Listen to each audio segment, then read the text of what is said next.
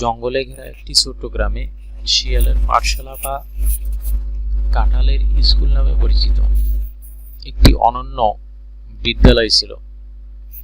এই স্কুলটি মানুষের জন্য নয়, শিয়াল বাবুর নেতৃত্বে একদল কৌতূহলী প্রাণীর জন্য।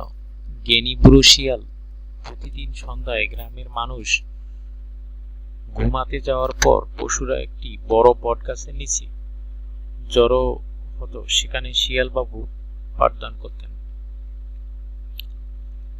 শিয়াল বাবু তার ছাত্রদের জঙ্গলের ওপার বেঁচে থাকার কৌশল এবং সম্প্রীতিতে বসবাসের গুরুত্ব শিখিয়েছিলেন।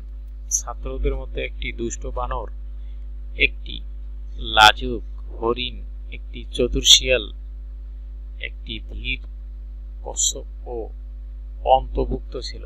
প্রতিটি প্রাণীর নিজস্ব দক্ষতা ছিল এবং শিয়াল বাবুর নির্দেশনায় তারা একে অপরের শক্তির প্রশংসা করতে শিখিয়েছিল। একদিন একটি হিংস্র বাঘ গ্রামে ঢুকে পশুদের মধ্যে আতঙ্ক ছড়িয়ে পড়ে।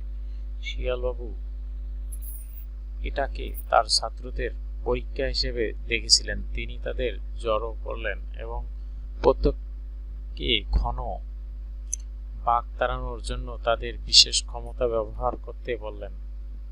বানরটি গাছ থেকে দুলতে দুলতে বিভ্রান্তি সৃষ্টি করেছিল। হরিণটি বাঘকে বিভ্রান্ত করার জন্য তার গতি ব্যবহার করেছিল। কচ্ছপ একটি চতুর ফাঁদ তৈরি করেছিল এবং শিয়াল একটি প্রাণমূলক পরিকল্পনার সাথে বাঘকে ছড়িয়ে গিয়েছিল।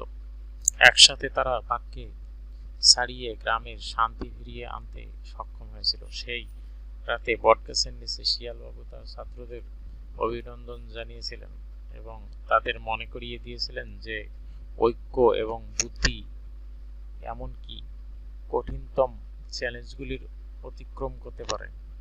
প্রাণীরা উল্লাস করেছিল, তাদের প্রিয় শিয়ালের পাঠশালার জন্য কৃতজ্ঞ। সেখানে তারা কেবল শিখেনি, বরং উন্নতি করেছে।